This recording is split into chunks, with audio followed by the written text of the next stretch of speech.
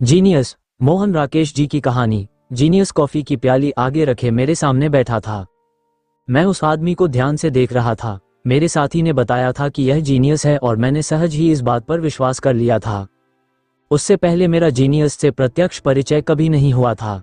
इतना मैं जानता था कि अब वो पहला जमाना नहीं है जब एक सदी में कोई एकाध ही जीनियस हुआ करता था। आज के जमाने को जीनियस पैदा करने की नज़र से कमाल हासिल है। रोज कहीं न कहीं किसी न किसी जीनियस की चर्चा सुनने को मिल जाती है। मगर जीनियस की चर्चा सुनना और बात है और एक जीनियस को अपने सामने देखना बिल्कुल दूसरी बात। तो मैं उसे गौर से देख रहा था। उसके भूरे बाल उलझकर माथे पर आ गए थे। चेहरे पर हल्की हल्की झुर्रियां थीं, हालांकि उम्र 27-28 साल से ज्यादा नहीं थी।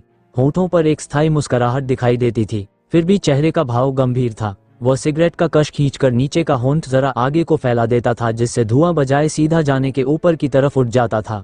उसकी आंखें निर्विकार भाव से सामने देख रही थी। हाथ मशीनी ढंग से कॉफी की प्याली को होंठों तक ले जाते थे। हल्का सा घूंट अंदर जाता था और प्याली वापस सॉसर में पहुंच जाती थी। कई क्षणों के बाद उसके मुंह से यह स्वर निकला। मुझे लगा कि उसकी साधारण आदमी की से बहुत भिन्न है। मेरे मित्र आपकी बहुत प्रशंसा कर रहे थे। मैंने वक्त की जरूरत समझते हुए बात आरंभ की। जीनियस के माथे के बल गहरे हो गए और उसके होठों पर मुस्कुराहट जरा और फैल गई। मैंने इनसे कहा था कि चलिए आपका परिचय करा दूं, मेरे साथी ने कहा। साथ ही उसकी आंखें झपकी और उसके एक दांत बाहर दिखाई दे गए। मुझे एक क्षण के लिए संदेह हुआ कि कहीं ये संकेत स्वयं उसी के जीनियस होने का परिचायक तो नहीं, परंतु दूसरे ही क्षण उसकी सधी हुई मुद्रा देखकर मेरा संदेह जाता रहा। जीनियस एक पल आंखें मूंदे रहा, फिर उसने इस तरह विस्मय के साथ आंखें खोली जैसे वह यह निश्चय न कर पा रहा हो कि अपने आसपास बैठे हुए लोगों के साथ उसका क्या संबंध हो सकता है। उसके फैले हुए होंठ जरा सिकुड़ गए। उसने सिगरेट का एक कश खींचा और तंबाकू का धुआं सरसराता हुआ ऊपर को उठने लगा। तो उसने कहा, देखिए, ये सिर्फ आपको बना रहे हैं। मैं जीनियस वीनियस कुछ नहीं, साधारण आदमी हूँ। मैंने अपने साथी की तरफ देखा कि शायद उसके किसी संकेत से पता चले कि मुझे क्या कहना चाहिए, मगर वह दम साधे पत्थर के बुत की तरह गंभीर बैठा था। मैंने फिर जीनियस की तरफ देखा। वह भी अपनी जगह निश्चल था। बुशशिट के खुले होने से उसकी बालों से भरी छाती का काफी भाग बाहर दिखाई दे रहा था। वह कहवाखाने का काफी अंधेरा कोना था। आसपास धुआं जमा हो रहा था। दूर जोर जोर के कहकहे लग रहे थे और हाथों में थालियां लिए छायाएं इधर उधर घूम रही थीं। मैं आज तक नहीं समझ सका कि कुछ लोग जीनियस क्यों माने जाते हैं। जीनियस ने फिर कहना आरंभ किया, मैंने बड़े बड़े जीनियसों के विषय में पढ़ा है और जिन्हें लोग जीनियस समझते हैं उनकी रचनाएं भी पढ़ी हैं। उनमें कुछ नाम है शेक्सपियर, टॉल्स्टॉय, गोकी और टैगोर। मैं इन सबको हेच समझता हूँ। मैं अब और भी ध्यान से उसे देखने लगा। उसके माथे के ठीक बीच में एक फूली हुई नाड़ी थी जिसकी ढक्कन दूर से ही नजर आती थी। उसकी गलौटी बाहर की निकली हुई थी। बाईं आंख के नीचे हल्का सा फफोला था। मैं उसके नक्श अच्छी तरह जहन में बिठा लेना चाहता था। डर था कि हो सकता है फिर जिंदगी भर किसी जीनियस से मिलने का सौभाग्य प्राप्त न हो। शेक्सपियर सिर्फ एक वार्ड था। दो कश खींचकर उसने फिर कहना आरंभ किया, और अगर मलवाली कहानी सच है तो इस बात में ही संदेह है कि शेक्सपियर था।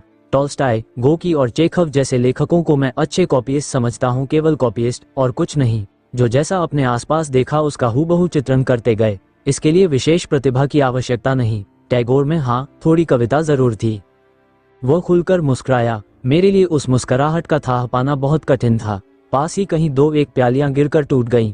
एक कबूतर पंख फफड़ाता हुआ कहवाखाने के अंदर आया और कुछ लोग मिलकर उसे बाहर निकालने की कोशिश करने लगे। जीनियस की आंखें भी कबूतर की तरफ मुड़ गईं और वह कुछ देर के लिए हमारे अस्तित्व को बिल्कुल भूल गया। जब उसने कबूतर की तरफ से आंखें हटाई तो उसे जैसे नए सिरे से हमारी मौजूदगी का एहसास हुआ। मैं एक निहायत ही अदना इंसान हूँ, उसने हमारे कंधों से ऊपर दीवार की तरफ देखते हुए कहा, लेकिन यह मैं जरूर जानता हूं कि जीनियस कहते किसे हैं, माफ कीजिए, कहते नहीं, जीनियस कहना किसे चाहिए। उसने प्याली रख दी और शब्दों के साथ साथ उसकी उंगलियां हवा में खाके बनाने लगीं। आप जानते हैं या शायद नहीं जानते कि जीनियस एक व्यक्ति नहीं होता। वह एक फिनोमेना होता है, एक परिस्थिति जिसे केवल महसूस किया जा सकता है। उसका अपना एक रेडिएशन, एक प्रकाश होता है। उस रेडिएशन का अनुमान उसके चेहरे की लकीरों से, उसके हाव भाव से या उसकी आंखों से नहीं होता। वो एक फिनोमेना है जिसके अंदर एक अपनी हलचल होती है, परंतु जो हलचल उसकी आंखों में देखने से नहीं होती। वो स्वयं भी अपने संबंध में नहीं जानता, परंतु जिस व्यक्ति का उसके साथ संपर्क हो उस व्यक्ति को उसे पहचानने में कठिनाई नहीं होती। जीनियस को जीनियस के रूप में जानने के लिए उसकी लिखी हुई पुस्तकों या उसके बनाए हुए चित्रों को सामने रखने की आवश्यकता नहीं होती। जीनियस एक फिनोमेना है जो अपना प्रमाण स्वयं होता है। उसके अस्तित्व में एक चीज होती है जो अपने आप बाहर महसूस हो जाती है। मैं यह इसलिए कह सकता हूँ कि मैं एक ऐसे फिनोमेना से परिचित हूँ। मेरा उसका हर रोज का साथ है और मैं अपने को उसके सामने बहुत तुच्छ, बहुत हीन अनुभव करता हूँ। उसकी मुस्कुराहट फिर लंबी हो गई थी। उसने नया सिगरेट सुलगाकर एक और बड़ा सा कश खींच लिया। कॉफी की प्याली उठाकर उसने एक घूंट में ही समाप्त कर दी। मैं अवाक भाव से उसके माथे की उभरी हुई नाड़ी को देखता रहा। मुझे उसके साथ के कारण एक आत्मिक प्रसन्नता प्राप्त होती है। वह फिर बोला, मुझे उसके संपर्क से अपना आप भी जीवन की साधारण सतह से उठता हुआ महसूस होता है। उसमें सचमुच वो चीज है जो दूसरे को ऊंचा उठा सकती है। मैं तब उसका रेडिएशन देख सकता हूँ, उसके अंदर की हलचल महसूस कर सकता हूँ। जिस तरह अभी अभी वह कबूतर पंख फफड़ा रहा था, उसी तरह उसकी आत्मा में हर समय एक फफड़ाहट, एक छटपटाहट भरी रहती है।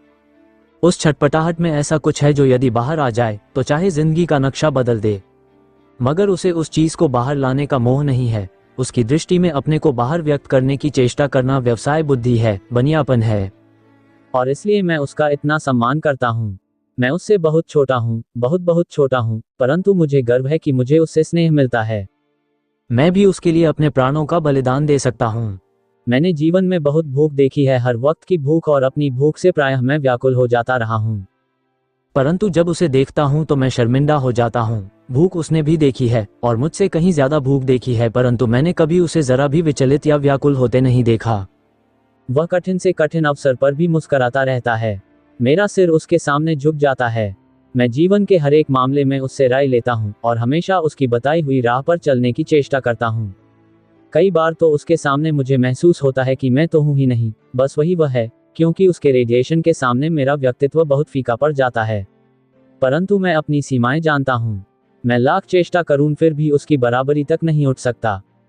उसके दांत आपस में मिल गए और चेहरा काफी सख्त हो गया। चेहरे की लकीरें पहले से भी गहरी हो गईं। फिर उसने दोनों हाथों की उंगलियां आपस में उलझाईं और एक बार उन्हें चटका दिया। धीरे धीरे उसके चेहरे का तनाव फिर मुस्कुराहट में बदलने लगा। खैर, उसने उठने की तैयारी में अपना हाथ आगे बढ़ा दिया। मैं अब आपसे इजाजत लूंगा। मैं भूल गया था कि मुझे एक जगह जाना है। मगर मैं इतना ही कह पाया। मैं तब तक उसी अवाक भाव से उसे देख रहा था। उसका इस तरह एकदम उठकर चल देना मुझे ठीक नहीं लग रहा था। अभी तो उसने बात आरंभ ही की थी। आप शायद सोच रहे हैं कि वो व्यक्ति कौन है जिसकी मैं बात कर रहा था। वो उसी तरह हाथ बढ़ाए हुए बोला, मुझे खेद है कि मैं आपका या किसी का भी उससे परिचय नहीं करा सकता। मैंने आपसे कहा था न कि वह एक व्यक्ति नहीं, एक फिनोमेना है। अपने से बाहर वह मुझे भी दिखाई नहीं देता। मैं केवल अपने अंदर उसका रेडिएशन ही महसूस कर सकता हूँ। और वह हाथ मिलाकर उठ खड़ा हुआ। चलने से पहले उसकी आंखों में क्षण भर के लिए एक चमक आ गई और उसने कहा, वह मेरा इनर सेल्फ है। और क्षण भर स्थिर दृष्टि से हमें देखकर वह दरवाजे की तरफ चल दिया।